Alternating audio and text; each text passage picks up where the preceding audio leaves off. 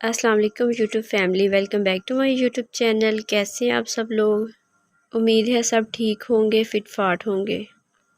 یہ ہے گاجر، چقندر اور اورنج کا جوس۔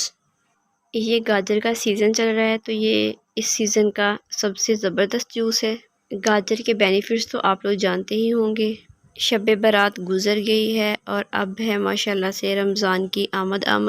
اب تو سب کے گھروں میں رمضان کی تیاریاں چل رہی ہوں گی، کیونکہ رمضان کا منتھ جو ہے وہ بہت جلدی گزر جاتا ہے۔ پہلے سے ساری گروسری اور کچھ چیزیں ہوتی ہیں جو بنا کے فریز کرنی پڑتی ہیں تاکہ کوکنگ جو ہے وہ جلدی سے ہو جائے اور زیادہ ٹائم نہ لگے کچن میں۔ منتھ میں کوشش ہوتی ہے کہ زیادہ سے زیادہ عبادت کر لی جائے، روزے رکھ لیے جائیں، لیکن میں نے بھی ابھی تک گروسری شاپنگ نہیں کی۔ انشاءاللہ ایک دو دن میں وہ کام بھی کمپلیٹ ہو جائے گا۔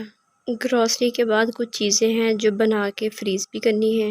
ویڈیو اچھی لگے تو لائک، شیئر اور سبسکرائب کر لیجئے گا۔